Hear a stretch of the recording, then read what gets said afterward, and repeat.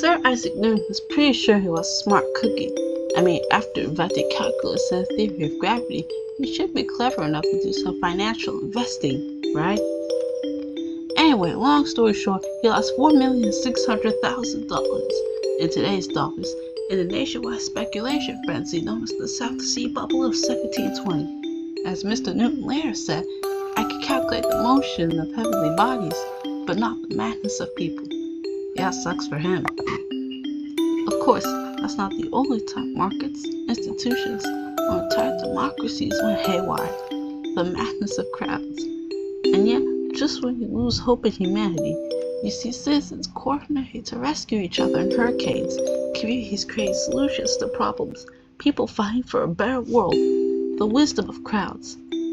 But why do some crowds turn to madness or wisdom? No theory can explain everything, but I think a new field of study, network science, can guide us. As core idea is this: to understand crowds, we should not look at the individual people, but at their connections. Let's draw a network. Each connection represents a relationship between two people. When you're done playing around, let's continue. Now, social connections are for more than just making pretty pictures. People look to social connections to understand the world. For example, people look to their peers to find out what percentage of their friends, not counting themselves, are, say, binge drinkers. Draw or erase connections and see what happens.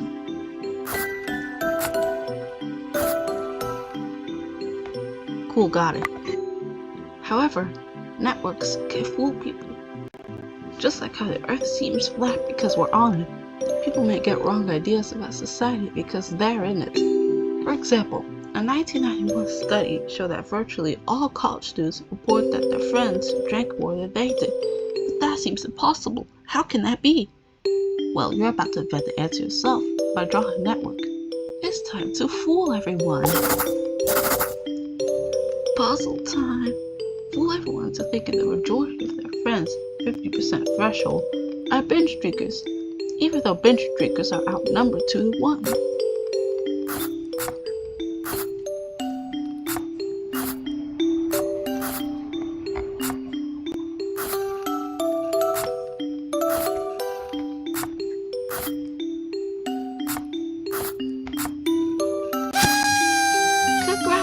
You manipulated a group of students into believing in the prevalence of a crowdly, unhealthy social norm. Good going. Thanks? What you just created is called the majority illusion, which also explains why people think their political views are consensus, or why extremism seems more common than it actually is. Madness. But people don't just passively observe others' ideas and behaviors, they actively copy them. So now, let's look at something network scientists call contagions. Let's put aside the threshold thing for now.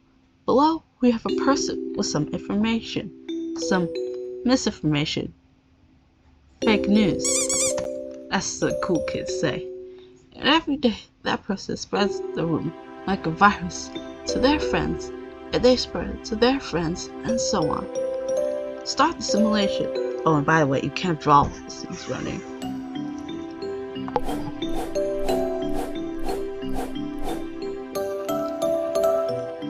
Despite the negative name, contagions can be good or bad or neutral or ambiguous.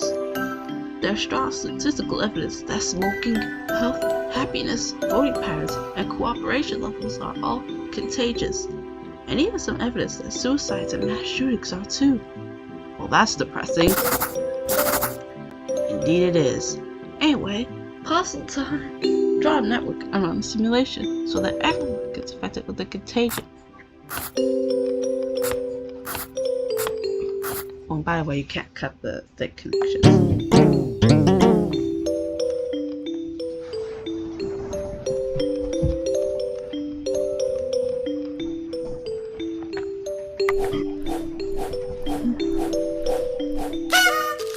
Fan-flippantastic. This madness spray is called an information cascade. Mr. Newton fell for such a cascade in 1720. and the world's financial institutions published such a cascade in 2008. However, this simulation is wrong. Most ideas don't spread like viruses. For many beliefs and behaviors need to be exposed to a contagion more than just once in order to be effective. So network scientists come up with a new, better way to describe how ideas or behaviors spread. They call them complex contagions. Let's bring back thresholds and the binge drinking example. When you played with this the first time, people didn't change their behavior. Now let's simulate what happens when people start drinking when 50% of their friends do. Oh, and before I start the sim, ask yourself what you think should happen.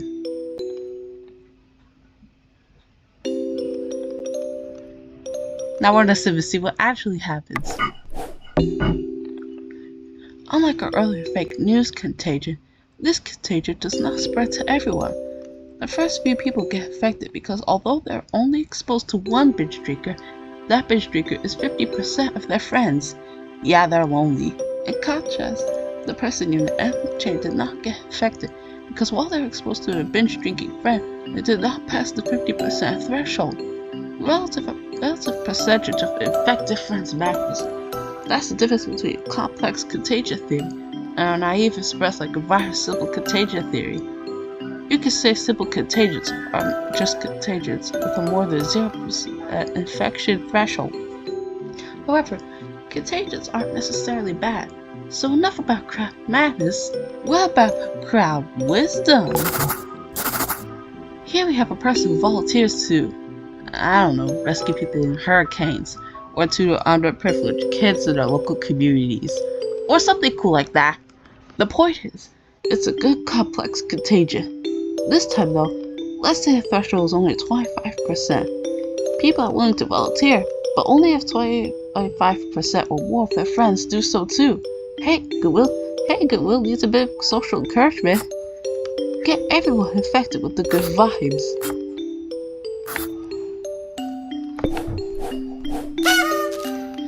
Volunteering is just one of many complex contagions. Others include voter turnout, lifestyle habits, challenging your beliefs, taking time to understand an issue deeply, anything that needs more than one exposure. Complex contagions aren't necessarily wise, but being wise is a complex contagion. So what's a real-life simple contagion?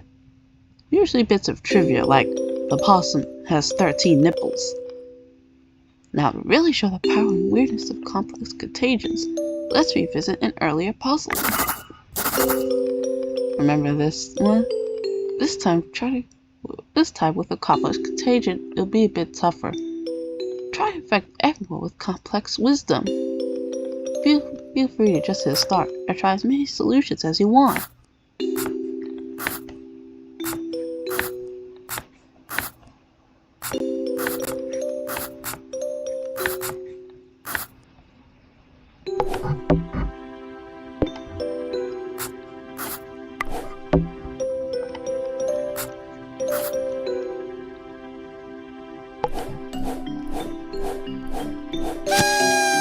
Aw, dang. Now, you may think that you just need to keep adding connections to spread a contagion. Complex or simple, good or bad, wise or mad. But is that really so? Well, let's revisit another earlier puzzle. If you hit start below, the complex contagion will just spread to everyone. No surprise there. But now, let's do the opposite of everything we've done before. Draw a network to prevent the contagion from spreading to everyone.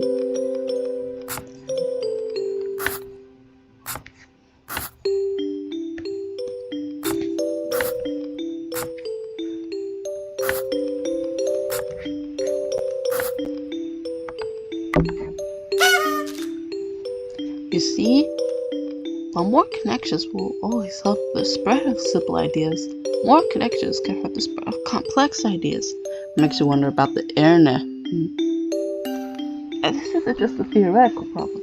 This could be a matter of life or death. The people at NASA were smart cookies. They used Newton's theories to get us to the moon.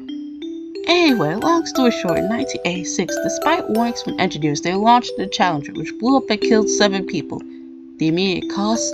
It was too cold that morning. The less immediate cause, the managers ignored the engineers' warnings. Why? Because of groupthink. But a group is too closely knit, as they tend to be at the top of institutions. They become resistant to complex ideas that challenge their beliefs or ego. So that's how institutions can fall to crowd madness. But how can we design for crowd wisdom? In short, 2 words: bonding and bridging. Too few connections and an idea can't spread. Too many connections and you get groupthink. Draw a group that hits the sweet spot, just connected enough to spread a complex idea.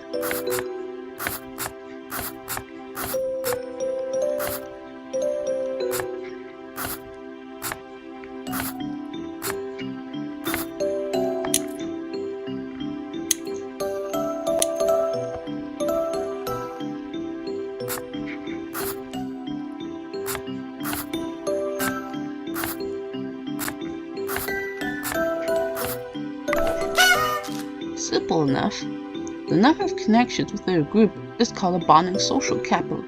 But what about the connections between groups? As you may have already guessed, the number of connections between a group is called the bridging social capital. This is important because it helps groups break out the insular echo chambers.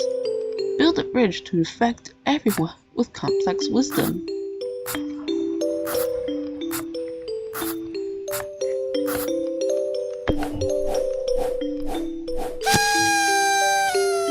Like bonding, there's a sweet spot for bridging too. Oh, try drawing a bridge so thick that a complex contagion can't pass through it. Now you know how to design connections within and between groups. Let's do both at the same time. This is the final puzzle. Draw connections between and within groups, bonding, and between groups, bridging, to spread wisdom to the whole crowd.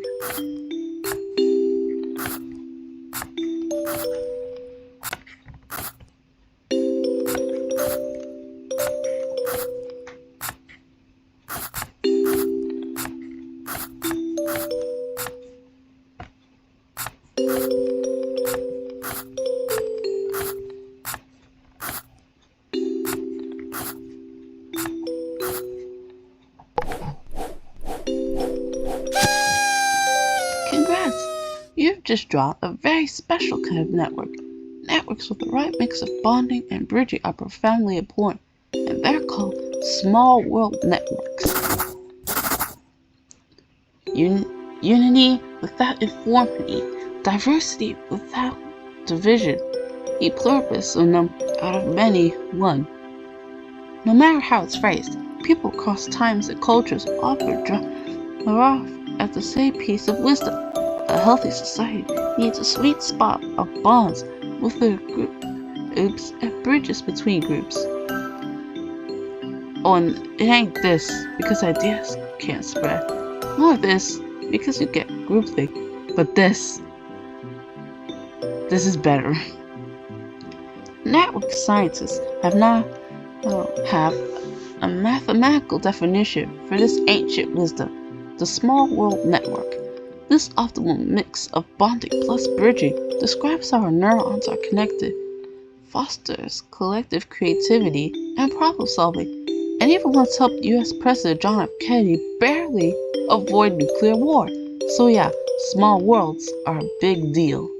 Alright, let's wrap this up. In conclusion, it's all about contagions and connections. Like how neurons pass signals in our brain, people pass beliefs and behaviors in society.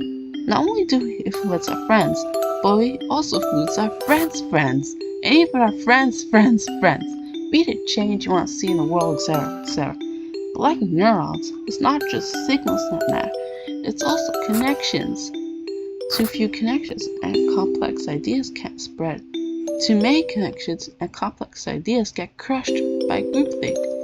The trick is to build a small world network, the optimal mix of bonding and bridging. E pluribus unum. I think that's how you say it. So what about a question from the very beginning? Why do some crowds turn to wisdom and or madness?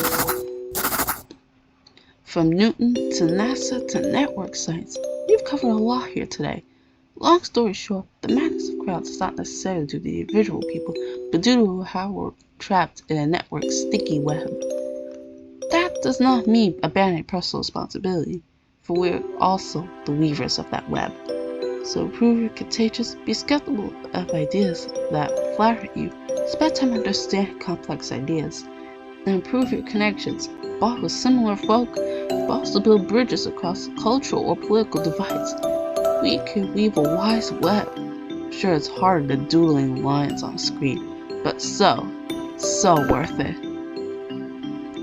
The great triumphs and tragedies of history are caused not by people being fundamentally good or fundamentally bad, but by people being fundamentally people.